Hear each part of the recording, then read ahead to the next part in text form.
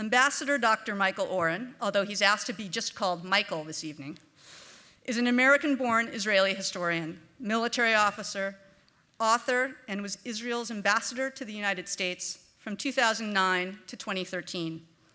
In Israel's 2015 election, he was elected to the Knesset for the Kulanu Party. He has, of course, written 2 New York Times best-selling books about the Middle East, and his new memoir, Ally, My Journey Across the American-Israeli Divide, is an account of his time as ambassador and his insider's perspective on the relationship between America and Israel. Janine Zacharia, formerly the Jerusalem bureau chief of the Washington Post, is the Carlos Kelly McClatchy Visiting Lecturer at Stanford University. She will be in conversation with Michael tonight. Please welcome them both to Canbar Hall.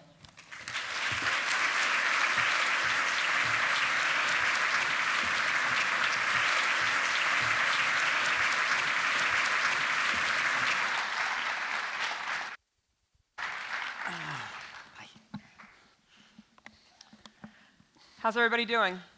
Good. All right. Welcome to the JCC. Thank you to the JCC for inviting me to moderate this discussion and sit with Michael Oren, who I've known for a long time. I actually have memories of sitting with you in 2005 on a rock in the Gaza Strip. You were dressed in your Miluim reservist uniform, guiding the foreign press about the disengagement. Do you remember that? But what happened? They disengaged. We were sitting on a lawn. Oh. You can't make this up. We're sitting on a lawn, and there was a tree, which was an old tree. I remember the tree. And all of a sudden, part of the tree collapsed and just missed us, which could be interpreted as divine intervention or divine dissension. But I've never seen anything like that. The tree just fell on us. You remember that? I remember. Now that you mention it, I remember the tree. But I had forgotten it somehow. Yeah. I was a little distracted. It was a little bit of a busy time. Yeah. So let me talk a little bit about how this is going to work. I'm going to ask Michael questions about a variety of subjects, and let me just give you a sense of the scope of what I'm going to try and do. Michael's written a very incisive, I think it's fair to say now, controversial book, which I've read and marked up in the margins here, called Ally. I'm going to draw from it, but I want to use it to have a conversation not only about the past, but also hopefully be able to look forward in terms of, to use him as an analyst on American-Israeli relations. And to that end, we're going to discuss his critique of President Obama, try and, as we have a historian here, put that in some historical context comparatively. We're going to talk about Jews tonight. And we're going to talk about American Jews and how Michael sees the role of the American Jewish community. There are parts of the American Jewish community that he has a more favorable view of now after being ambassador than others, and that comes through in the book. Jewish journalists, which some of you may have read, it's created a little bit of a stir, what he has said about Jewish journalists. We're going to talk about the Palestinians and the future of the peace process, Bibi Netanyahu. There's a lot to get to is the point. And we're going to try and do that all and maybe try and solve the Israeli-Palestinian conflict. About 2,000 years. Iran, yeah. Don't forget Iran. Yeah. So something's going to have to give, but I'm going to try to get to as much of it as I can in the Q&A, and then I will be taking your questions and trying to get to as many of those as possible. Sound good? So Michael, when I was reading your book, I was thinking about one word. I thought of the word disconnect. And I want to get your sense on my take on this, that there's a disconnect in the way Israel sees itself and the world, and the United States primarily, perhaps, see Israel. And the disconnect is 2 versions of reality. Here's version 1. Strappy little Israel, born out of the ashes of the Holocaust, threatened with another potential Holocaust by maybe an Iranian nuclear weapon, surrounded by an unprecedentedly radical, disintegrating Middle East, with only one ally, and maybe perhaps an uncertain ally, if we take your book as the way you've written it, that needs to do what it needs to do to defend the Jewish people. Okay, that's version 1. Version 2, and this is my read of it, so I want to get Michael to comment on it. One of the strongest militaries on the planet, Israel, backed by the strongest country in the world, is occupying another people, building settlements, very often fighting with this protector, the United States, publicly, which is something that a lot of people in America have been confused by, I think, and I want to focus a lot on that, and unable or unwilling to reach a peace deal with the Palestinians. So I see this as two different versions. And I'm sure there are people in the audience who maybe agree with one or the other, and frankly, it doesn't matter. But I think that these two versions, or both, maybe. Maybe there's a way to do both. But I think, for me, these two versions is what creates and underlies a lot of the tensions that you describe in your book. And I just wanted to use that as a starting point. Fine, terrific. Very good. First of all, shalom, everyone, JCC, San Francisco.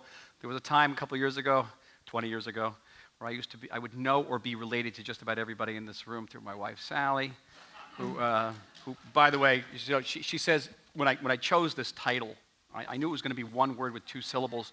She said, well, you're going to have this, and everyone's going to say you left out the S. So for the record, I didn't leave out the S, so she appears rather prominently. I think it's an excellent opening question, the image of Israel, because I would take issue with some of the words you use. I don't think that Israel occupies the homeland of the Jewish people. I do think we rule over 2.5 million Palestinians, and we can get to that later, what I think we should do about that. But I think both of those generalities, they're both right. Yes, the IDF is over twice as large as the British and French armies combined. It's the second largest citizens' armies in the world. It is highly motivated, technologically sophisticated, and yes, Israel faces threats that not only are not faced by any other government or country today. Thinking back through history, it's almost unparalleled. Because when the leaders of Israel wake up in the morning, they face 100,000 rockets in the hands of Hezbollah. And by the way, that's more rockets that are possessed by NATO. And they can hit every city in the state of Israel, and we don't necessarily have a defense against all of them. We are facing, the Middle East is unraveling around us. We face the situation in Gaza. We face delegitimization in international forum and an Iranian nuclear program, which is not one but several existential threats, all at the same time. And in our relationship with the United States, yes, and this is what the book is about, the ally, we have, in many ways, the ultimate alliance, where there's no substitute for America, for Israel. That just happens to be the world's largest military superpower, also the largest democracy, which happens to be our ally, which does provide us with essential security aid and stands up for us in international forums. The United States has no alternative to Israel, certainly not in the Middle East, because you have a country that's technologically and scientifically, certainly militarily robust. It has never known a second of non-democratic governance, which puts us in a very narrow category in the world, with like New Zealand and Australia and Canada, and a country which is unreservedly, unabashedly pro-American. We're not burning American flags in the streets of Tel Aviv. Really, there's no substitute. So we have together. And with that, as the book is very express in saying, we have divides. We have differences, sometimes very deep differences, over the peace process, over settlements, over the status of Jerusalem, and now, today, most poignantly, most publicly, Iran. And this book, which was supposed to have come out in October, November, which is when you publish nonfiction books, if you want to make a big splash, you don't bring out a nonfiction book in the beach reading season. My poor people at Random House, they couldn't understand why I wanted to bring it out in June. I wanted to bring it out in June because of the Iran issue. I said, if you really want to worry about changing the name, they all remember Jaws. Remember Jaws, 1970? That was the ultimate beach book. I said, we can change the name of the book to Jews. Okay? A little phylactery going, no one will go in the water while reading this thing. The answer is both, and I think you're right, Janine. I think you're right that this is the tension in the book, and what give it part of its motive power. And as an ambassador, it's how I got all the gray hair, because it wasn't easy to span the divides.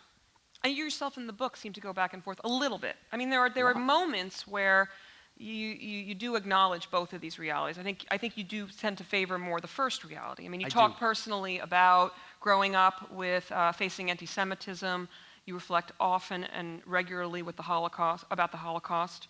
So those things are clearly foremost in your mind. You talk about when you want Israel to be perceived as the good guy, but when you put on a uniform, you'll fight and fight to defend the country and safeguard it. So talk about that tension for you, though, and how it played out. It was intensely personal. We talked before, back in the green room, what it was like for me to go from being an historian who wrote in the third person to being a person who writes a memoir and has to write in the first person. This is a very difficult transformation. You said that you went through it too. Writing in the first person, who are you? And how do you begin to separate your personal experiences and perspectives from a broader historical context, an overview? And for me, I'll tell you right now, it's difficult. I was in the military for something like 35 years, several wars. Our eldest son was wounded in action, shot by Hamas at close range. Sally, many of you know, lost her sister in a suicide bombing attack. We've been rocketed, we've been bombed. So the image of a beleaguered, besieged Israel is one that I've internalized on a very visceral level, you can imagine. Other aspects of it, the political delegitimization, what we do to help precipitate that, and we do things that do help precipitate it with some of our policies, and I've taken public issue with those policies, are much more abstract than seeing your son's bloody, bullet-ridden uniform on the floor of the emergency room at Hadassah Medical Center. That's powerful stuff. I went to identify my sister-in-law's body. That's powerful stuff. That impacts the way you think. Last summer, while writing this book, I had to keep on running from my office into our bomb shelter in Tel Aviv because barrage after barrage of rockets are coming in. So I want to spend some time, we're going to spend some time on last summer, especially since there are now rockets again, and I think we should talk about that. So one of the other things that I had in mind as I was reading it was the Israeli phrase, an old song, and it's a popular phrase, Ha'olam kulo negdenu. The whole world is against us. It doesn't matter what we'll do. I'm paraphrasing the rest. The whole world will be against us. Is this your outlook? First of all, empirically, it's not true. When you say the whole world, even the people who say the world is against us, it's a very strange definition of the world. Does it include Western Europe or parts of Western Europe? Yeah. South America, parts of South America? Yeah. But it seems to me there's like 1.3 billion Chinese who rather like us, and just over 1 billion Indians who kind of like us, and between 70 and 74% of Americans like us. So the world is, I think it's a rather narrow, how should I say, definition of what the world is. But I don't think that. And I also think that, yes, there are parts of the world that are against us and will remain sort of irredeemably against us. I think we have a real problem with Europe, and that's a problem that didn't begin with the State of Israel. It didn't even begin with Christianity. It actually predated Christianity and made out now just post-date Christianity. But I think that we can take steps that will in certain ways, mitigate some of those policies that threaten us. Let's put a specific title. We're threatened now with boycotts and sanctions, particularly from Europe. And I'm strong of the opinion that Israel should work to make it difficult for them. As I'm in politics now, and I had the privilege of designing my party's diplomatic platform. It was a big incentive for me to join this party. And I'm strongly in favor of limiting where Israel builds in Judea, Samaria, the West Bank, to only those areas that will be part of a Jewish state in any future two-state solution. Even if it doesn't look like we're going to get that two-state solution. Well, it's okay. You can clap. It's fine. I'll pause. It's not an easy policy to adopt, but it is firmly my policy. I wrote an article a couple months ago in the Wall Street Journal called The Two-State Situation, which says, what do we do if we don't have a two-state solution right now? How should Israel act? To preserve ourselves as a democratic and Jewish Israel on one hand, but also defend ourselves against boycotts and sanctions. And I think sometimes we make it easier. We're dealing with BDS all the time. And boycott, divestment, sanctions, I'm sure you've heard of it. It's an international movement. It's very well funded and directed. And it is not about Israel, the situation after 67. It's about Israel, the situation after 1948. It's not designed to get a better two-state solution. It's designed to take us down. But BDS will use... I don't know if everybody would say that, Michael. It's designed to take you down? Yes. You don't think there's nobody in the BDS movement that sees it differently? It's designed to take it down? You mean like destroy the state? she's making a valid point. Hold up. There is Let a me defend distinction. Janine. Okay? Let me defend Janine. You're making a very valid point. Not everybody involved in BDS is trying to take down Israel. That's what I'm trying to get to. BDS will often pose as an organization that's anti-settlement. I can point to websites and say, you're against settlements, you want a Palestinian state, join us. But if you look at who's funding it, who's doing this, these are people who are not about two-state solution. They're about a one-state solution, which includes Israel's dissolution. That's what BDS is. And to understand that, I'm against making it hard on BDS. Let's not give them a tool to use against us. Let's make it tough for them. So that's where I'm taking it. I think there are many people who cooperate with BDS not knowing what BDS really is. So examples of that, what you were saying, were limiting construction to blocks of territory that, as you frequently say, everyone understands will remain part of a two-state solution. Is that what? Not the everyone idea? understands, but right, there's a that's wide understand what that understanding. means. Put it that Everyone, I don't know, but everyone. Well, Europe maybe. doesn't understand. Europe does not accept the formula that was set out by George Bush and Arik Sharon in 2004, the Bush-Sharon letter, and which I want to revive, and which said that the settlement blocks, 85% of the settlers are in these blocks. The blocks are about 2% of the West Bank and the Jewish neighborhoods of Jerusalem. And if you look at the Pali weeks, this is the stuff that leaked out about the negotiations between Ehud Olmert and Mahmoud Abbas in 2007 and 2008, you see that the Palestinians were willing to give up these areas. And what I stress in the book was that by not standing by the Bush-Sharon letter, and by the way, here we more or less strange bedfellows. The Obama administration, when it came into office, disavowed the letter, but Israel didn't stick by it. So what we did is, essentially, without getting into too much detail, we erased the difference between building, say, a balcony in Gilo, in Jerusalem, and building a settlement in far-flung Samaria, Itamar. We erased that difference. But that not only hurt Israel, it also hurt the Palestinians. What did it do? Bush-Sharon created space. And in diplomacy, I've learned you need space. So the Israeli government may feel compelled to build something. Maybe there's a terrorist attack. You have public opinion. But you don't want to build in Samaria. Maybe you want to build in Ma'ale Adumim, if you know where this is, outside of Jerusalem. And that lets off steam. And if the Palestinians can say, okay, they're building in Ma'ale Adumim, but we're going to continue negotiating, that's good. But what was created is a situation starting in 2009 where the Palestinians could not be less Palestinian than the President of the United States. And if the President of the United States was not distinguishing between building in Gilo and building in Itamar, then Mahmoud Abbas couldn't do it. And he said it. He gave it an interview to your old paper, to the Washington Post, where he said that the president basically put me up a tree, right, and then he kicked away the ladder. That's what he was referring to. It's just what he was referring to. So it took away space. And just tactically, if you want to get ahead on peace, it wasn't a good movement. Hillary Clinton now has written about it in her memoirs as well and said it was not a good idea. Not a good, it's quite irrespective of what you may think about settlements. But if you wanted to see the process move, everybody needs space. Olmert and Abbas, they were talking about it. They were actually talking, okay, what's going to happen around Ariel? What's going to happen here? But has the Prime Minister ever actually been clear about what the blocks mean, what would happen with places like Ariel? Not. And do you think he should be? I think he should be.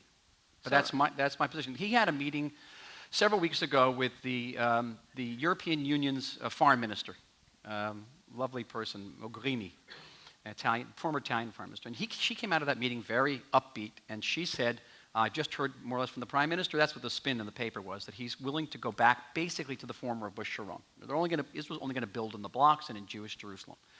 And I got very excited about this. I went on Israeli television, but I went on with a number of members of the coalition from Habayit Yehudi, the Jewish Home Party, which also, it denies the difference between building in Gilo and building in Itamar. And I came out and strongly supported this approach, but my colleague from across the aisle, as they say in the Congress, was virulently against it and intimated that this would cause a coalition crisis if this was it. So you should know that this is not a position that, I don't know, I think it's widely accepted in Israel, but there are strong constituents in Israel that oppose it. But keep in mind, in April 2014, when John Kerry, the Secretary of State's peace process, collapsed, he spoke before the Senate Foreign Relations Committee, and he said, the Israelis built 700 units in a settlement, and the process went poof. Remember this, the poof line? I spent 12 hours on Israeli television trying to find the Hebrew equivalent to the word poof. It's not there. Where was the settlement? Where did Israel announce the building of 700 units? In Gilo, which no Israeli thinks of as a settlement, really. across the board. No one thinks of it. My No three Israeli kids Jew, maybe. Maybe Israeli Palestinians, maybe. I don't even know where Gilo is, but here, my kids grew up across the street from Gilo, in Talpiot, which was always part of Israel. They didn't think Gilo was it's 60,000 people. And so that's an argument that's very hard to make to Israelis, that this is a settlement and this stops a process. It's also, last point on this, it's an impossible demand to make of any Israeli leader, left, right, up, or down. Why? Explains this in the book. The West Bank has a certain status under Israeli law. It's not sovereign Israeli territory. But East Jerusalem, former Jordanian Jerusalem, in July of 1967 was formally annexed by Israel. It is sovereign Israeli territory. The Prime Minister of Israel has no more authority to freeze building in Jerusalem than the President of the United States has to freeze building in San Francisco. So it's an impossible demand to make. It ain't going to happen. And you can try to slow things down. You can try to give the Americans a sense of when these big projects are going to be announced. But if the Prime Minister tries to do that, he'll be hauled before the Supreme Court, and the Supreme Court will find against him. It's against Israeli law. So you have to be careful. If you're going into a peace process, don't make demands of the party that not only constrict their maneuverability, but which are impossible. And this is what happened. Did you see a pattern when relations were perhaps getting a little bit better, though, between the United States and Israel, and then there would be an announcement of this kind, of X number of units, and then the State Department would criticize, and then you'd have to get on the phone, and then there would be a cycle. So even if what you just said is true, was there a sense that, oh my God, this is just repeating itself, and maybe we just need to figure out a way to avoid these kinds of clashes all the time? I agree with you. I know, is that a question? I talk about in the book about some of these announcements about settlements. At the end of the book, and this doesn't get a lot of play in the press, it's not controversial, but the end of the book ends with a prescription. There's a couple of pages where I say, okay, you've now seen how we got to this point where not a particularly felicitous point in the relationship. How do we get out of here? How do we move forward?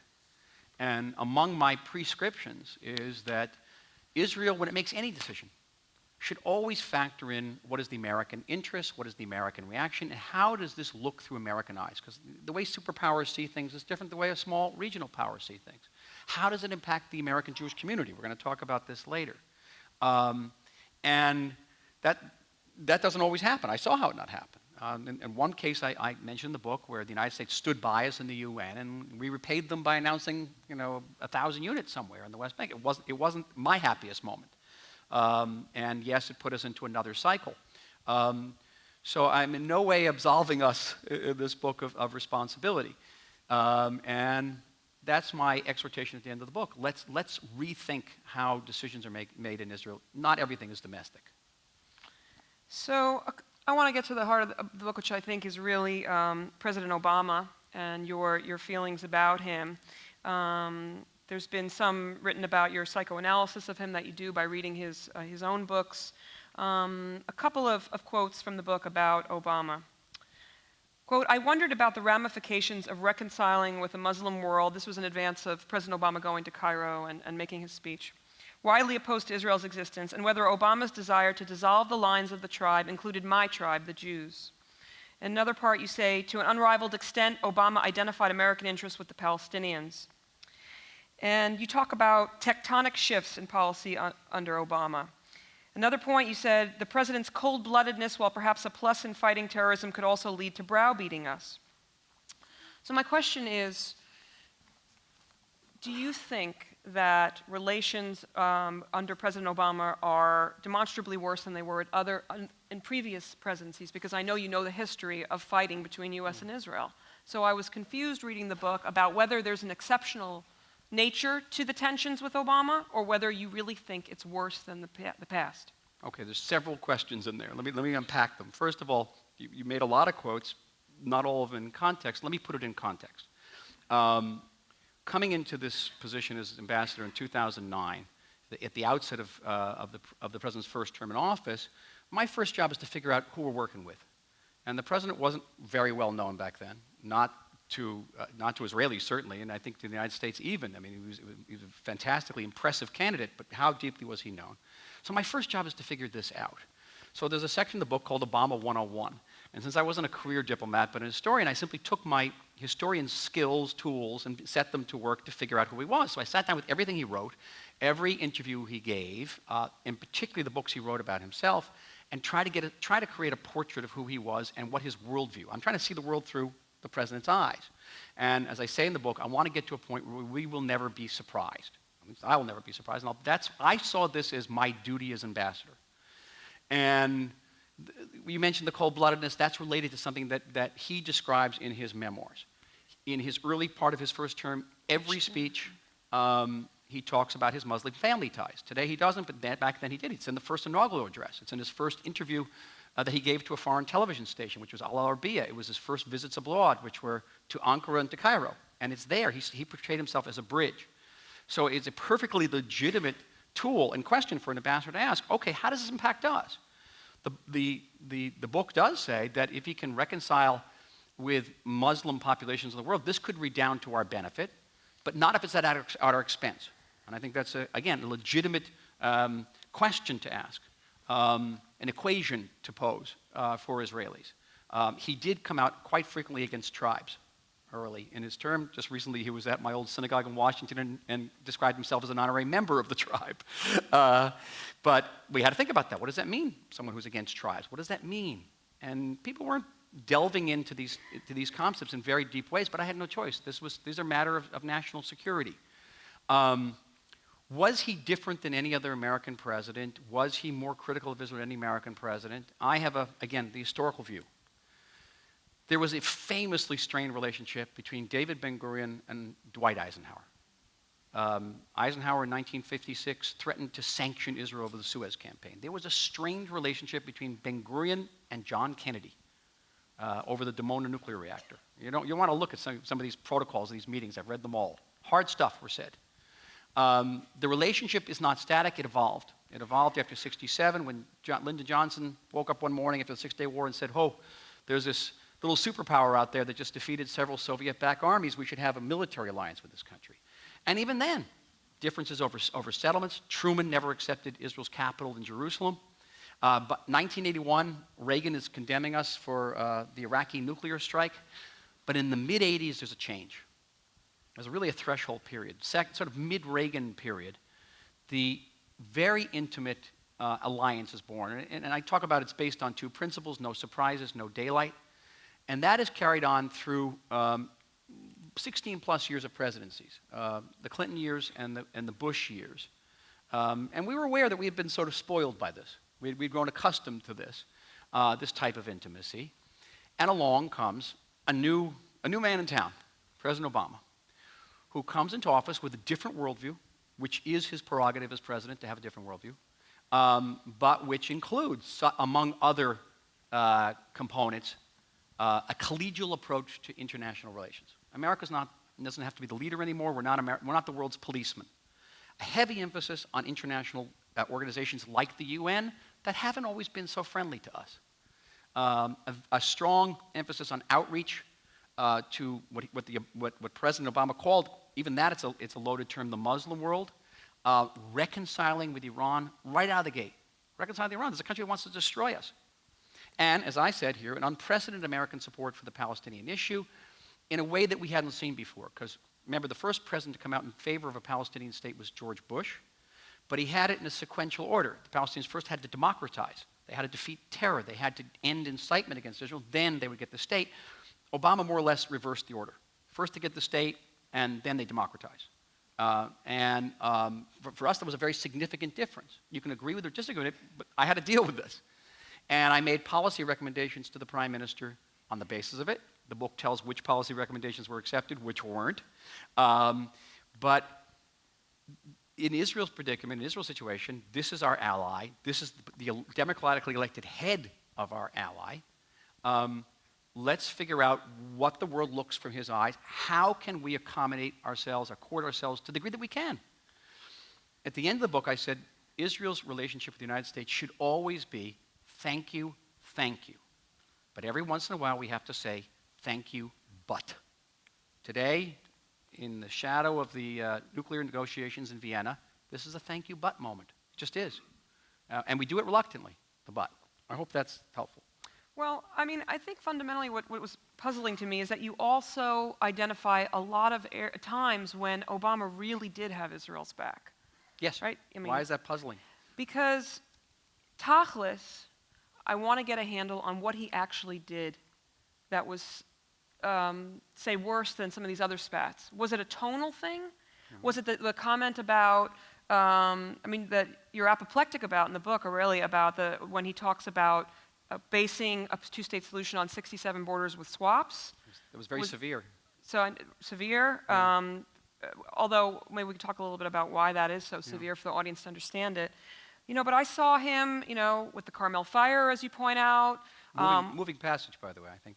Yeah, it was when the Israeli embassy is under attack in Cairo. Another moving passage. Even when Israel is engaged in a war against Hamas in the Gaza Strip, and there are hundreds of civilians being killed, if I'm not mistaken, Michael, the Americans open up the stores of stored weaponry that they keep stored in Israel and resupplied Israel during the war. So they delayed. Okay, but at the end of the day, they give them the weapons, even though the United States, President Obama is really getting hammered for supporting Israel during the Gaza war. So for me, fundamentally, I just want to be clear. I want to be clear about what you think, if Obama really is the most hostile president in America's history, or if it was worse before, again. Are you going to hammer then? It's not a fair question for the very simple reason that the relationship isn't static. The relationship between Israel and the United States today is not what it was in 1956. It's not what it was in 1962. It's not even what it was in 1967. But by what we had grown accustomed to over the course of a Democratic presidency and a Republican presidency, it was a departure. And the president himself talked about, I'm making a departure. He says, I'm putting daylight between Israel and the United States. He says this. We had the principle of no surprises, which existed, by the way, that was my brief coming into the embassy. We have this long-standing tradition that if the United States is going to make a major pronouncement on Middle Eastern policy that it impacts Israel's security, we will have a chance to look at the text in advance and to submit comments. And this existed for what, 16, almost 20 years. And there was a departure. The president goes to Cairo in June 2009 and makes a very long speech. It's actually twice as long as the first inaugural address. And it's full of issues that impact us, the Palestinian issue, particularly the Iran issue. The first time a president gets up and recognizes that Iran has the right to peaceful nuclear energy. But this is Iran that's seeking to destroy us. Now, those are very powerful pronouncements, but we had no forewarning of it whatsoever. You mentioned the 67 and border swap issue. Let me see if, without going into too much detail, I don't want to bore you. I know. Can you be bored with this stuff? We spent many days, our negotiators, working out what's called the terms of reference. That's what you conduct negotiations on with Secretary of State Clinton. And the TOR, as it's called, is emblazoned on my soul. Here it is. The United States believes that through good faith negotiations, it can reconcile the Israeli goal of a secure and independent Jewish state with defensible borders with the Palestinian goal of an independent Palestinian state based on the 1967 borders with swaps. Now, for all sorts of reasons, it was very important for Israeli negotiators, and not just during this government, but in previous governments, that the 67 borders with swaps be placed in the TOR, the terms of reference, as a Palestinian goal. On May 18th, 2011, I was in the White House. The next day, the president was prepared to make a major statement about the Arab Spring. And I heard rumors that there might be some part of it that would deal with us. And I went to the White House, I was told, don't worry, nothing there is going to be with you. And in the May 19th speech, the President of the United States made the 67 borders with swaps, took it from the Palestinian position and made it the United States position. I can spend an hour explaining to you why that was a big problem for us. But it really goes to the issue of trust and no surprises. And tell you frankly, it pertains to what's happening in the Iranian issue, because for the first time in my memory, I don't think there's much precedent for it, the United States negotiated 7 months secretly with the Iranians without telling us. Why do you think that is? Why do you think they didn't do it? Just keep in mind that this is an issue that just has a glancing importance for our national survival. Of course, I'm meaning that ironically. Okay? Now, that's unprecedented. That is unprecedented, and that is. And you can try to sidestep in any way and sugarcoat it, but it is a true challenge for the state of Israel. Why is it? There are many reasons, and I don't absolve Israel from some responsibility. I had a certain approach which I recommended to the Prime Minister. It was sometimes accepted, sometimes not accepted. But at the end of the day, it really pertains to the president's worldview. He came out immediately in 2009 and said, I'm going to do this. And we shouldn't be surprised today that he's doing it. And we shouldn't be surprised that Israel objects to it. We do. And there are structural reasons why we object to it. You may notice that the United States is a big country. It's far away from the Middle East. It's not threatened with national annihilation by the Iranians. It has the largest military capabilities of any country in the world. Israel is a tiny country. We are in Iran's backyard. The Iranian regime toward us is genocidal. And while we have a very strong army, we do not have B-2 bombers. We do not have aircraft carriers. And so our margin for error on Iran is exactly zero. Zero. Understand this. We're talking about our kids' lives here. It's not about legacy. And we also have ideological differences, conceptual differences. The president has said, and it's wonderful, it's very easy for an historian to write about President Obama because he says so often what's on his mind. He says that Iran is rational. It operates on a cost-benefit analysis. Even though it's anti-Semitic, it's rational, though it's anti-Semitic. That Iran can be a responsible regional power, that it can even help resolve the Sunni-Shiite divide. These are all quotes. I'm not making this up. Israel, we see it as an irrational regime that is trying to obliterate us, not just in word, in deed. It's conducting terror. It's the world's largest state sponsor of terror. You will read in the book how they try to assassinate me. And that'll get you to get the book now. And in Washington, D.C., by the way, in downtown Washington, there's not a rational regime from our perspective. And so it is as deep a divide as you can get over Iran. Is it worse or better than anything that came before? It is different. That we have to say, but to say that it's different and not extremely challenging would not be to reflect the reality. It's very challenging. Indeed. Okay.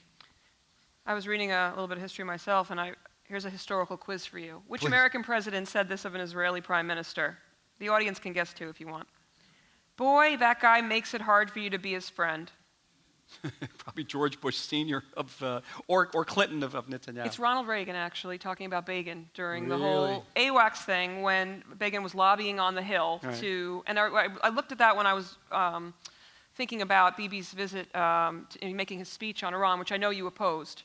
Mm-hmm. But there were... Not the content of the speech, the venue of the speech. The venue, and Yeah. I mean, maybe those are that was the kind of part of the reason why the president didn't include him in some of these negotiations, which, and as you point out, Israel has the most at stake in.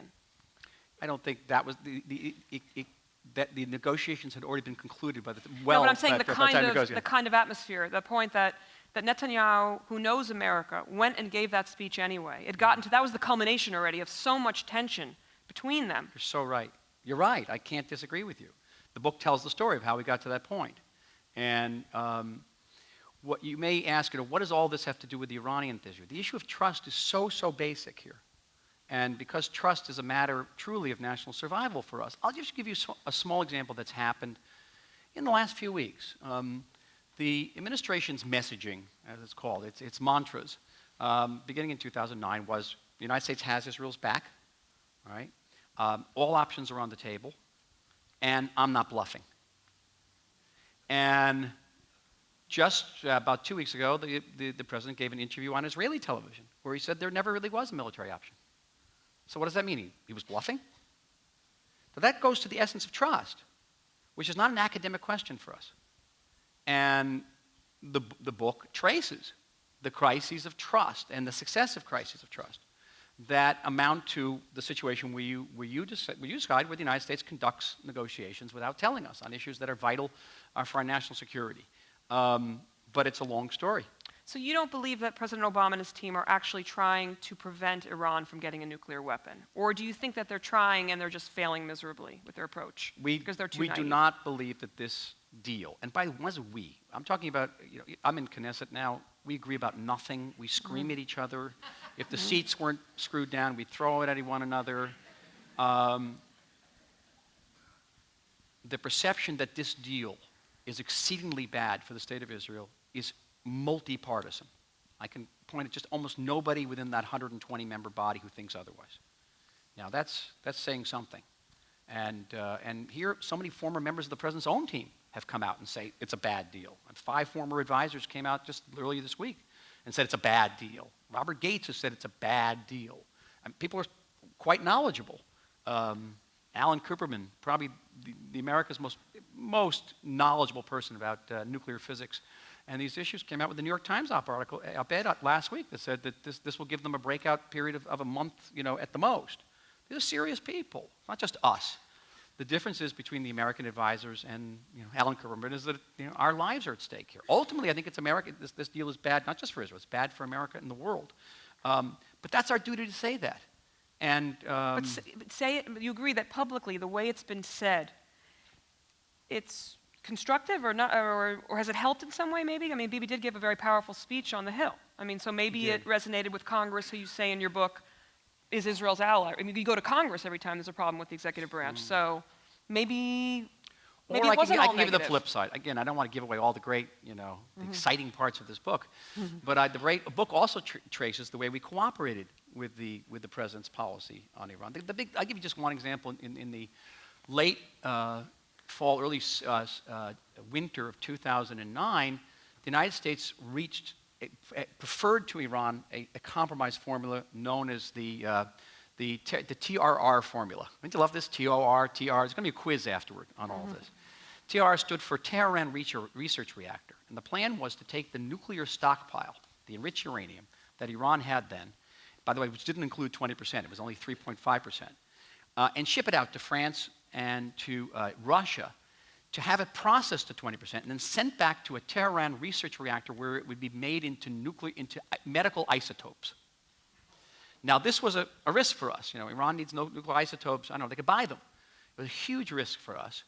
And it was a bitter debate within Israel. Ehud Barak, the Labor defense minister, opposed it. But Netanyahu accepted it. He went out on a limb. The Iranians rejected it, by the way. The Iranians rejected it. But I trace in the book the times when we went quite far out. The biggest example was the fall of 2012, days before the U.S. election, and there's a tremendous sense that Israel's going to act preemptively against Iran. This is where the gray hair comes in, folks. This was the toughest period. It gets caught up in the election. And is Bibi going to order a strike against Iran and somehow create the problem for the Democratic Party? And is he going to strike Iran to get the Mitt Romney to be elected president? All this is going on. And in the middle of it, what does Netanyahu do? He takes a drawing of a bomb with a fuse. I was there when he drew it. And he goes up on the General Assembly and he says, here's the red line. If they pass the red line, that's where we're in trouble. The red line was 90% enriched uranium. And I was in the room 10 minutes later when the president called him and thanked him ardently for giving him, the president, time and space to work out a nuclear arrangement. Now that's called building trust. That was based on trust. Who violated the trust? He paid an immense price for that. Now, again, the situation is going to be very nuanced here. Everyone's going to try to make it black and white. Nothing's black and white in diplomacy, nor in human affairs. But that's a story. And you can't understand where we are today, Janine, without going through that experience. And that was traumatic. I want to talk about the Jewish journalist part in the book, and I want to talk about Gaza, and then I'm going to move to some of the questions. I just want to read this one paragraph where you talk, you refer repeated throughout to a few different journalists, but one point that you make is, the pinch I felt reading articles censorious of Israel sharpened into a stab whenever the names on the bylines were Jewish. Almost all of the world's countries are nation states, so what, I wonder, drove these writers to nitpick at theirs? Some I knew saw assailing Israel as a career enhancer, the equivalent of Jewish man bites dog that saved several struggling pundits from obscurity. Others seemed to disdain Israel the way upper-class American Jews of German ancestry once scorned the poor Jewish immigrants from Eastern Europe, the Yiddish-speaking rabble who allegedly made all Jews look bad. Others, still largely assimilated, resented Israel for further complicating their already conflicted identity. Can you explain what drove you to write that paragraph, and if you really truly believe? Can't imagine. You really truly believe this? Yeah. I truly believe it. I'll stand by it. Listen, again, it's taken out of context. This was the hardest part of the book. There's a part of the book called "We Are One" with a question mark, because in my generation, I'm a bit older than you, we grew up under the logo of UJA, which was "We Are One."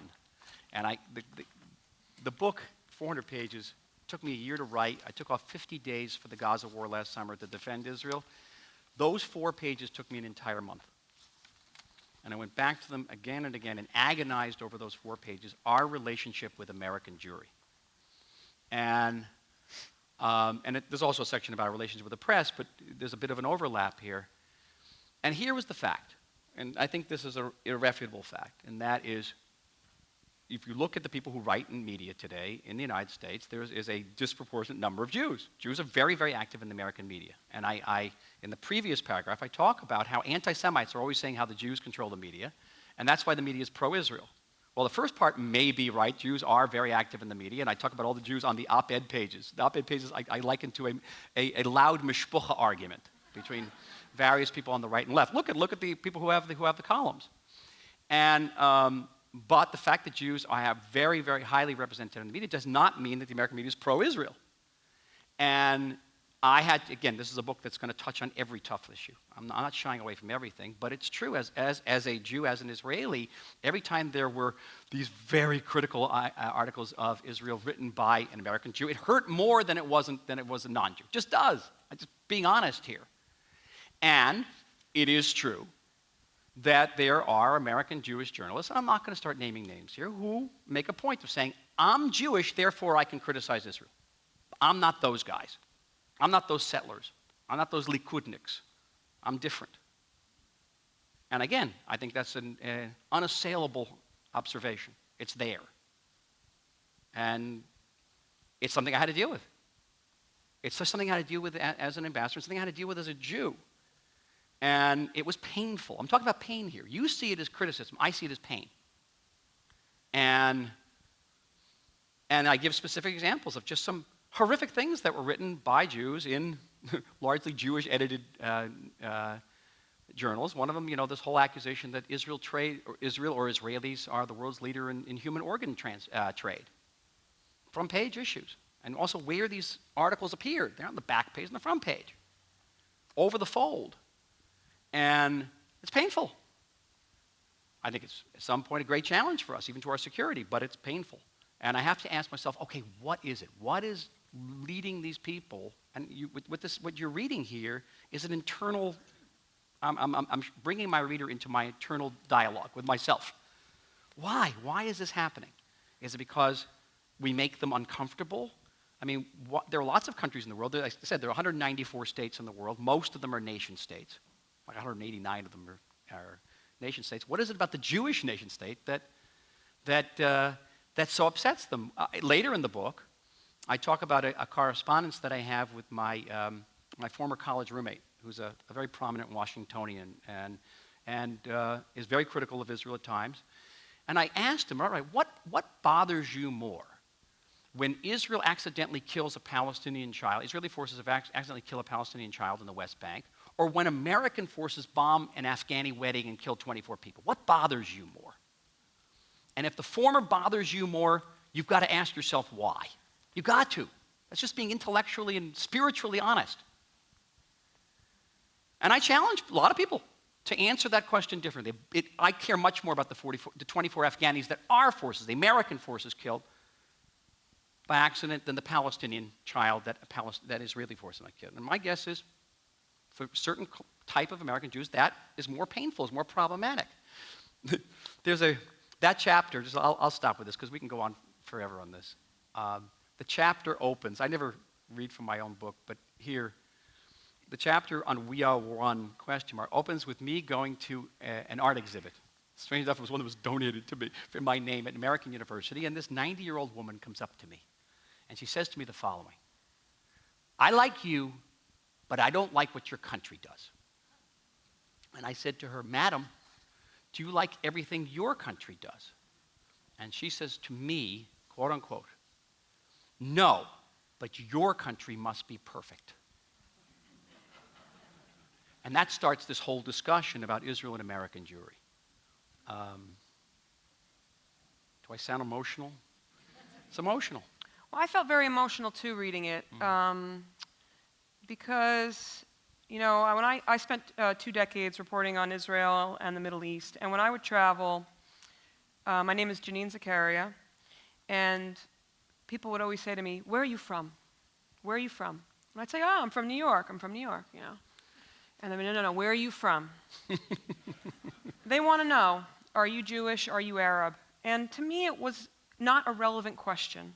This is in the Middle East or in the Israel? Middle East. Israel, Sure. too. They said, "What is this name, Janine Janine?" Zacharia, no, could be an Arab, Mazeh. could be an Arab Christian name. Mazeh, what is this? They made fun of my name, Do you know where this is? And the Palestinians welcome, But I felt that I don't have a conflicted identity. I don't think Ethan Bronner had a conflicted identity. Isabel Christian doesn't have a conflicted identity. I don't think Thomas Friedman has a conflicted identity. And I think that a lot of what upsets me is that what you've said in the book, basically, is that you cannot be a writer on Israel and be critical of Israeli or Netanyahu's policies without being deemed anti-Israel or in some ways a conflicted identity Jew. Can you quote me on that? Because that is far from what I've said. What I've said is the following, and I say this openly in the book. Yeah, American Jews who are Jewish and writing about Israel, that's their job. It's fine. I point out the American Jewish writers who are going out of their way to single out Israel, and what I used to call I used to use the name of a certain columnist in Washington who only wrote about domestic issues, only, except Israel. And then Israel only critically. Now, what is that? What is that phenomenon? Now, maybe you'd like me to ignore it, Janine, but I can't. One example of Ruth Marcus. I mean, I think, you So take a walk in the inbox of any correspondent on the Middle East who's written about Israel, and you get hammered from both sides. And what's dangerous about this, from my perspective, is by highlighting the Jewish ancestry of the writers, you're saying it's just not. It's like a kind of weird anti-Semitism. But it's not. You're attributing something I'm not saying. I'm talking about, now that you've mentioned Ruth Marcus, what we used to call at the embassy the Ruth Marcus syndrome. I'm Jewish, therefore, yes, I usually write about American domestic issues, except for Israel, and in ways that are very challenging to us. And that's not anti-Semitic. It's just recognizing a fact. And, Ethan Bronner's a good friend, but when Ethan Bronner's son went into the Israeli army, people in the New York Times wanted to fire him, wanted to take him away his job. It's not me saying that. I have no problem with Ethan Bronner's son going in the army. I thought it was rather cool. It was the New York Times that had a problem with it. Whether he could be objective in reporting about Israel if his son's in the Israeli army. And you remember this debate. So don't kindly impute to me things I don't say in my book, but which I think I'm pointing out an unassailable reality.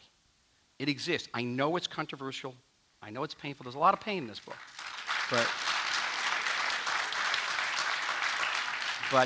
to take that and leap that into, I'm accusing these people of anti-Semitism? No, but I'm saying there are a lot of people who say that Jews shouldn't be able to report on Israel because they can't be objective. And by highlighting it and saying that the Judaism of it, I'm worried that it plays into actually other people's hands. Oh, so you're having a Jewish problem with this. You're having a Jewish problem. I never think of myself as a Jewish American journalist. But that's I don't think these other reporters. I don't think that Thomas Friedman thinks. I think they think of them as Thomas Friedman often talks about analysts. I'm a Jew, therefore I can say this. I mean, it's part of his Weltanschauung, his worldview, and it is. And when Tom and I talk about my relationship here, when he writes a line that, Netanyahu must know that when he gets the ovation in Congress, that is paid for by the Israel lobby. The ovation is paid for by the lobby. That is a real problem.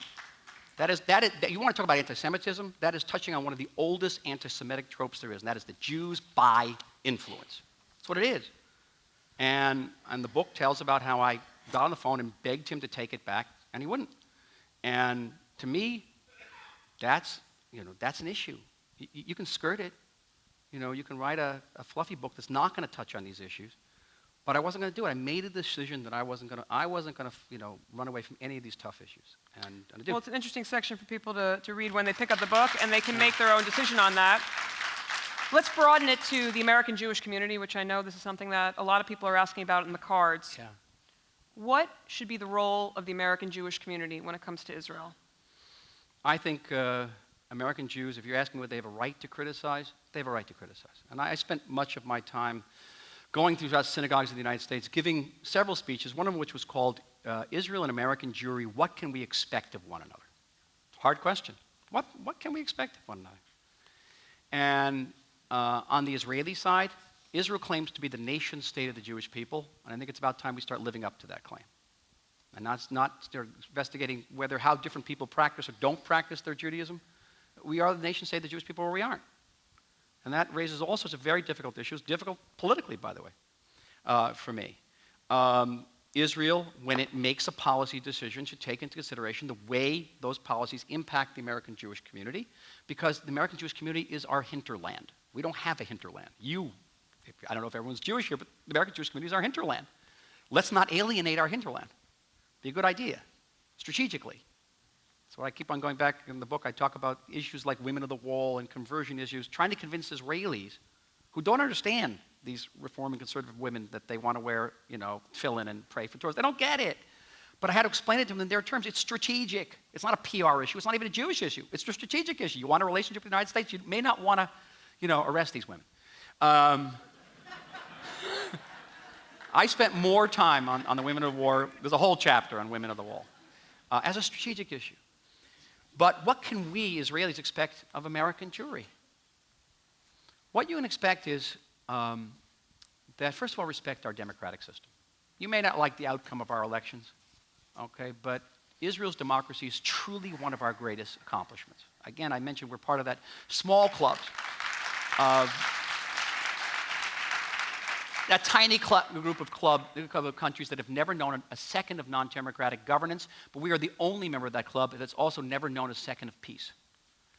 And the fact that Israel is democratic is nothing short of miraculous, and that we have elections. And, especially the last 15 years with the rockets and the suicide bombers and everything we go through, it has a political impact. Understand us. At least, you don't have to agree with everything we say, but at least respect our decision. One of the big problems I had in the book, and also with the Obama administration, was people saying, we understand Israel's interests better than Israelis do. That's extraordinary. They came to us during the Arab Spring when the Egyptians elected Morsi, and they said, well, democracy you have to express. You have to respect the outcome of a democratic election. Well, how about respecting ours? And that, I think you can, and I expect American Jews to understand our geostrategic dilemma, which is that we live in a terrible neighborhood that is unraveling in our hands. That, yes, we can support a two-state solution, and I support a two-state solution, even though I don't think we have a partner, and even if that other state was created, what's it going to look like? It's a Palestinian state that has no has no institutions, no economy, and has an unelected, corrupt leadership. I don't know if you know this, but last summer, Hamas tried to kill Mahmoud Abbas. Guess who saved him? We did. You want to pull out? You want him dead? You want the IDF to pull out? We're dealing with it. This is not an academic debate for us. This is reality. We can't have 100,000 rockets in the West Bank. Understand our history, what we've gone through when we withdrew from Gaza in 2005, drew from Lebanon in 2000, and got thousands of rockets fired at us. Understand that. That's all. You can still support a two-state solution. It's fine. You can criticize the settlements. It's fine. But just understand it. That's what we can expect of one another. And it was the most heartfelt speech I could possibly give. I do believe we are one people. I do. That's the answer to that question. We are a rambunctious, creative, loud, sometimes impossible people. P.S. If anybody has any doubt that we are directly descended from the people of the Bible, just look at what Moses had to put up with. We're exactly those people. With Moses looking at God saying, what did you do to me with these people? We're exactly the same. So Knesset is like. And I desperately love the Jewish people. I talk about it. Freud would call it an oceanic love of the Jewish people. Just do. I want to preserve them. I want us to have that common dialogue, that conversation. Even though we occupy such different realities. Israel is a normal country, more or less, in a profoundly abnormal situation. A quick, I want to get to the questions, but I'm in Knesset, and I had this discussion. I'm one of the representatives on the Constitutional Committee. And we had a discussion about whether the state of Israel should give advantages to light industries in the settlements around the Gaza area. These guys have been shelled and mortared for years. And it should be an open and shut case. Of course we should give advantages to these people. But all of a sudden, various NGOs come in. Israel has a very deep civil society and says, wait a minute. How do you define the Gaza area? It turns out it's 7 kilometers from the Gaza border. What about someone who has a factory 7 kilometers and 3 meters from the Gaza border? Does he get the same advantages? What about the people up north? What about Kiryat Shmona? They've been also settled. Should we give the same advantages to Kiryat Shmona? And if we give the same advantage to Kiryat Shmona in the Gaza area, does the factory close in a lot? And what about the guy who has a factory in the Gaza area, but he lives in Tel Aviv? All right? And this debate is going on, and I'm sitting there with my mouth hanging open. Because this is a perfectly rational debate about a completely insane situation, about a population being shelled by thousands of rockets. Think about this. This is our reality. And that we've been able to remain that normal, that we can have this discussion. Please appreciate that. Just appreciate it. You don't have to agree with it. Just appreciate it. We should all, Israelis, Jews, and American Jews, pause, stop, and think for a second just how incredibly fortunate we are to be alive at this moment in Jewish history. There are these two vibrant, large, successful Jewish communities in the world. Every Jew in the world today is free, which was completely not the case when we were kids. Think about that. And for just a minute, be very, very grateful.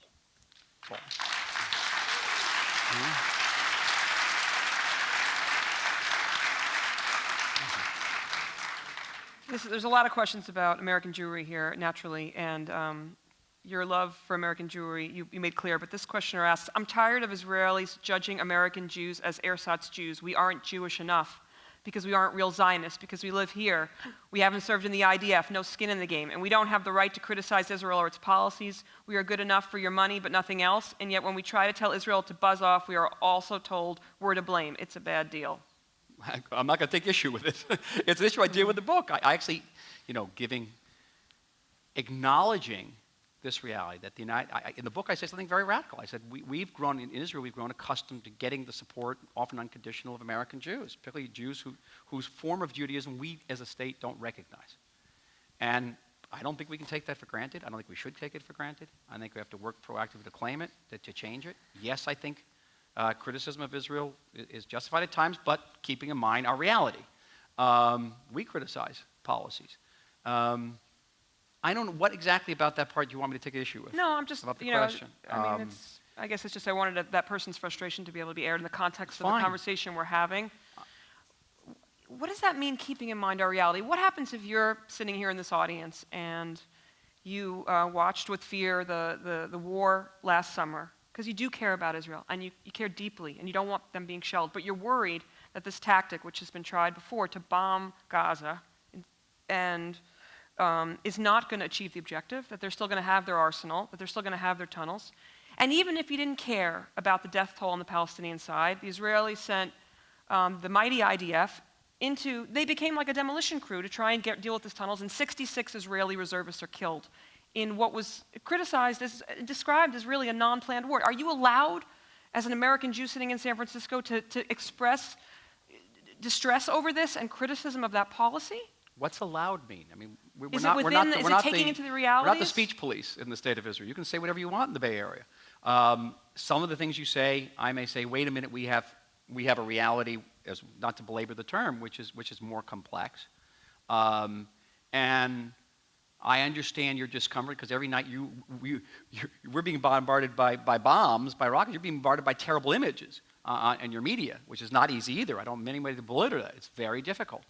I don't know where the question is going. Do they have a right to criticize Israeli policies as we conducted the war last summer? Of course, everyone has the right. The question, I'm asking what I can expect. What I can expect of American Jews is, if you're going to criticize us, understand our reality and how complex it is. Think about how hard it is to be an Israeli leader in that situation, where you have members of your own government saying you've got to go in and conquer Gaza. If you remember, the foreign minister at the time, Avigdor Lieberman, called a press conference. We've got to go in and conquer these guys. And as a leader of Israel, what does that mean, conquering Gaza? And there was growing pressure on the government, by the way, for this. It still is. It means going in and fighting house to house and killing thousands of Palestinians, and certainly a great number of Israeli casualties as well, incurring the wrath of the world, being branded as war criminals. That's the choice. What's the alternative? You create a situation where you can have another Gaza war tomorrow. How would you like to make that decision? How hard is that? That's called sovereignty. And just all I ask is just appreciation, just how difficult that call is. how difficult it is to fight an enemy who is dug in behind its own population, using them as human shields, trying not just to kill Israeli civilians, but try to get Israeli soldiers to kill Palestinian civilians, because that is actually their goal. Because their goal is not, they have a military tactic, but they have a diplomatic and media strategy, which is to delegitimize us. They want to get to a point where they can fire rockets at us, but we can't fight back because we have no legitimacy. That's what this is all about, by the way. And complex reality. But certainly you can say whatever you want. No one's going to come knocking on your door. This is not Tehran here. Two political questions with a presidential election approaching. Would you prefer Jewish voters in the U.S. voting Republican? I prefer Jewish voters in the United States to vote.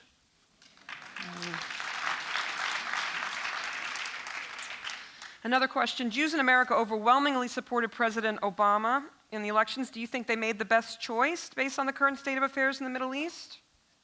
I don't think most American Jews base their choices on what the state of care of the Middle East. I know of my own family. I have a very big family. I made Aliyah completely alone. I have almost no family in Israel, no close family. My family's here, part of it in California.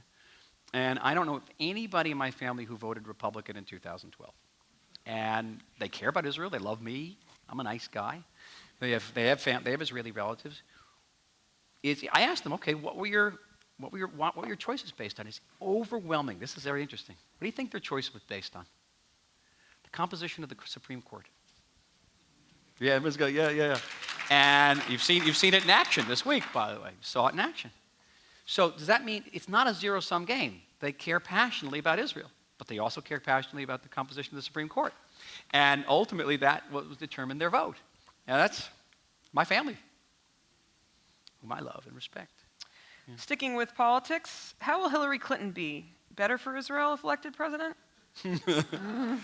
I think that the book paints a portrait of Hillary Clinton, which is, I think, on balance, very favorable. It was, actually. It was pretty positive, I thought. Yeah, because I greatly enjoyed working with her. She's a formidable individual, powerful intellect, indefatigable. I don't know how she did it.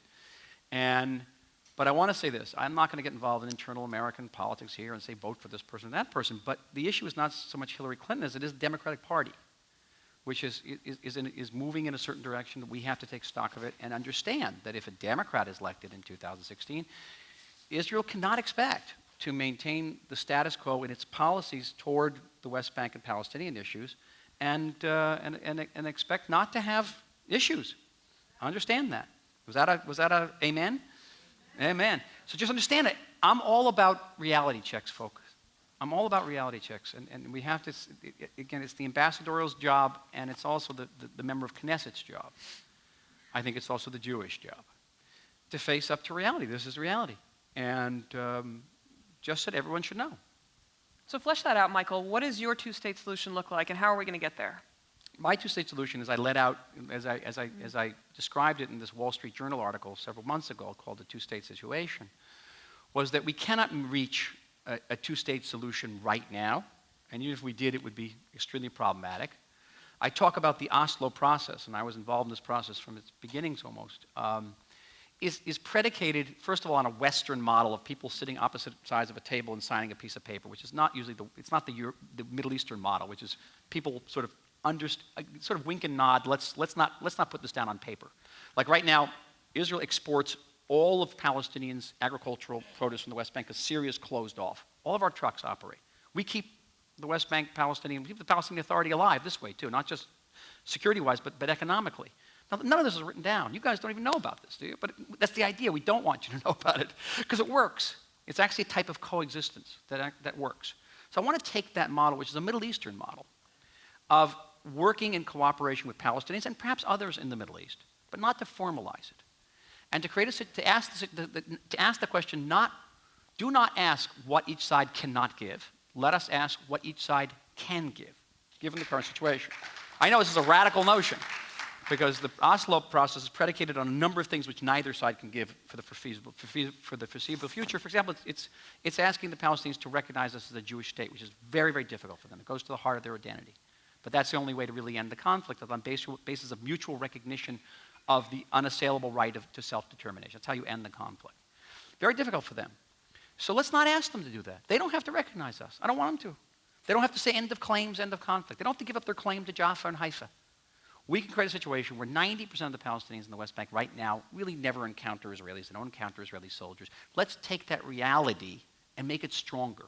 Let's give them more freedom. Let's give them better transportation. Let's give them more water and create 40,000 jobs in the agricultural sector.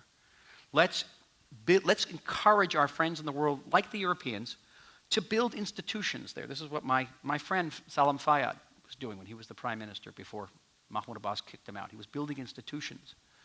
And let's lay the basis for a two-state solution. But before we get there, let's have a two-state situation where we get out of their hair, they get out of their hair. And this whole idea of divorcing the Palestinians, which you used to hear during the house, I'm against that. I don't want to divorce them. I want to live together. We don't have to be married. We can be roommates. We can share a building. But are you talking about a West Bank first solution, sort of like Shalom Mufaz, like we can't deal with it, let's set aside Gaza, Hamas, let's do a deal with Abbas in the West Bank? Do we have an alternative? Well, that's what I just want to be clear. That's what you're actually talking about. I'm talking about what used to be called by, again, we're getting into the diplomatic jargon, we used to call stage tours. And this is nothing carcinogenic about it. This is stage tours was diplomacy. It referred to the second stage of the roadmap, 2002, Bush's roadmap. And stage 2 talked about interim solutions. So you couldn't reach a final agreement. Let's have interim solutions that redound to the benefit of both sides. Shalom Mufaz, the former chief of staff and foreign minister, agreed with that. So did Ehud Barak. And I was with them. I agreed with them. I think if we cannot reach the two-state solution, but that should remain our policy, by the way. And we should always say we're at the table, even if the chair opposite us is empty. We're always at the table. But until that time, we're going to lay the groundwork by ourselves if we have to. I think they're actually Palestinian partners for this. We will lay the groundwork for a future two-state solution. We just did something good. In the campaign, I ruffled a bunch of feathers by saying that Israel should link the Palestinian town of Rawabi to water. Now, you know this whole thing? You probably remember. Rawabi is this great Palestinian initiative to create a neighborhood outside of Ramallah, which is the envy of every Israeli because it's great apartments for $100,000, which is totally unthinkable in Israel. It's ecologically sound. It's a beautiful neighborhood. A lot of Palestinians, especially in the PA, hated Rawabi because it belies the Palestinian narrative of suffering and oppression. This was the good life in Palestine. And there was a wonderful contractor who managed to overcome all these obstacles, and the only problem was that Rawabi wasn't occupied. It was a ghost city. Why? Because we wouldn't hook it up to our water grid. Because the pipe would pass through Area C, which under the Oslo Accords in 1993 was supposed to be only controlled by Israel. And I went out in the campaign trail and I said, this is nuts. Israel not only has an interest in hooking Rawabi up to its water, we have an interest in 40 Rawabis being cut. This is the basis of Palestinian normal life, and we can interact with these people and build industrial parks with these people. And finally, this is only about a month or two ago, the defense minister, Ya'alon, hooked it up. And now Rawabi is being, people are buying apartments and moving in. And I think that is precise. Rawabi, in a way, encapsulates the way we should proceed. Let's do what's good for us. Can it only be for West Bank Palestinians, or is there a way to relax, say, the economic boycott on Palestinians in Gaza as well? It's a hard question. It's a legitimate question, because I think last summer, the Hamas tried mightily to ignite a third intifada on the West Bank, and it failed. It failed because the Palestinians in the West Bank had what to lose. So you can conclude that Israel has an interest in creating a situation where the West Bank Palestinians have something to lose. By contrast, the Palestinians in Gaza have nothing to lose. And you see what happens. So we have an interest in creating a situation where the people in Gaza have something to lose. The only problem is we have to ask the question, in giving them what to lose, are we giving if we're giving Hamas what to gain? And then you get into the question of concrete. My first meeting at the White House was in May 2009, and the issue was concrete for Gaza. This was in the aftermath of the Cast-Lead operation. And the administration put on a pretty hard court press on us to let concrete into the Gaza Strip. You saw what happened to the concrete. And last summer, Dennis Ross came out with an op-ed in the Washington Post saying, and he recalled this meeting, and he said, we made a mistake. We goofed. It's a very expensive mistake. So yes, the answer to your question is yes, but how do we do this without strengthening Hamas? So we've only got about 5 minutes left, and there's a couple questions about Netanyahu and two-state, and one 10-year-old. Why do you think the Israeli prime minister is against a two-state solution? And maybe to wrap up, Michael, you can talk, given the time you've spent with the prime minister. I learned some interesting things about him, that he enjoys Breaking Bad. That's the only time he actually relaxes, you say in the book, if I'm paraphrasing that correctly. But he's made a lot of American Jews, on the left at least, uncomfortable as prime minister, I would say. And the way it played out during the election, the way he spoke about Israeli Arabs, the way he spoke about a two-state solution, I think confused people. So is it your analysis of Netanyahu that he is a pure politician, a superior? You praise him for his political skills and his ability to navigate that hornet's nest in Israel politically. But or is it more the Bibi Netanyahu who really messianically feels the need that he needs to protect the Jewish people, and he does not believe that a deal with the Palestinians will last? Yeah, I don't know why protecting the Jewish people is messianic. I think it's actually his job description. But he probably doesn't get paid enough for it. But I wrote this. I told you about Obama 101 section of the book. There's also a portrait of Netanyahu. Now, I got appointed to this job. I didn't know him that well. I was never a member of the Likud. I wasn't part of his close circle. He appointed me because I knew America well, and he saw that perhaps I could help bridge some of the gaps with this new administration, which was, as I said, a very different administration with a different worldview. And over the course of the years, I got to know him fairly well. I don't say I know him intimately, but fairly well. And the portrait of Netanyahu appears relatively late in the book, because at the point in which I felt I got to know him, and also a very difficult time to write a portrait of a prime minister who's still in office, and to say things about him which are, not so easy, was another challenge. Probably the second most difficult part of the book was the portrait of Netanyahu. Used some of the same methodology that I used with Obama. I talked about his relationship with his father, his relationship with his brother, his relationship with his wife. This is all, dicey turf. But how do you begin to understand this man?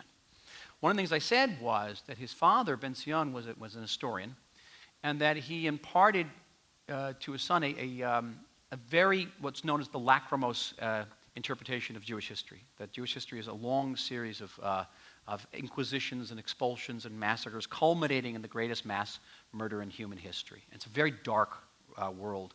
And I talk about my conversations with Netanyahu were always punctuated with references to Jewish disasters.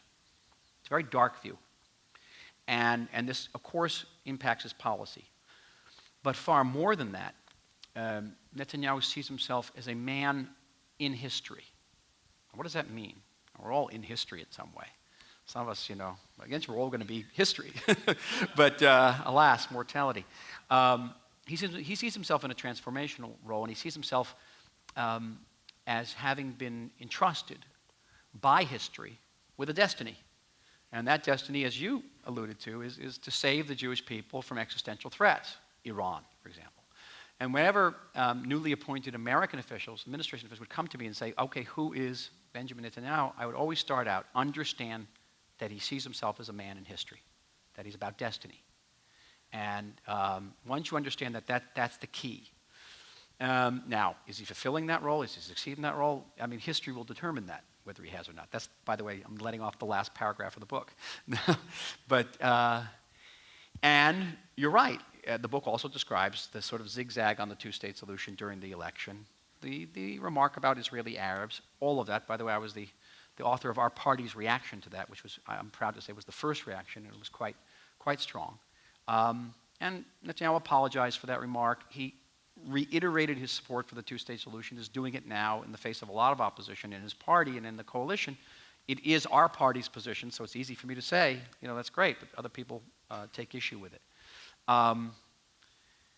And he is Israel's longest-serving prime minister, short of Ben-Gurion. He's closing in on his goal. So he's going to be an interesting subject for historians in subsequent decades. He'll always be looked back to, going to try to understand this person.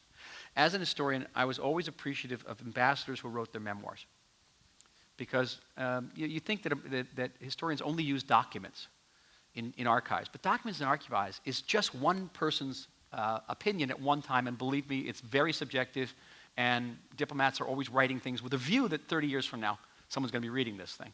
So what they thought in real time was always very interesting for me, and I thought I would contribute my little humble contribution to history through this, and I allude to this at the end. I hope that we will look back at this period 40, 50, 60 years from now. Maybe we'll scratch our heads a little bit. Maybe we'll stare and wonder. Maybe we'll ask hard questions. Why didn't we get it right? We'll ask many questions. All of us, I personally am humbled by history. The issues that we see as monumental over the course of decades become smaller and smaller, and our roles in them become footnotes. I'm aware of that. I'm aware that I do that with humbly. And yet, as human actors in dramas, and we have been in a drama for the last few years, we're in a drama today with these negotiations in Vienna, what choice do we have? We have to fulfill the roles that either Jewish history or destiny gave to us. We do them the best we can. Sometimes we succeed, sometimes we don't. That is our role. That is our role, and it's also our responsibility. With that, let's thank Michael for joining us tonight.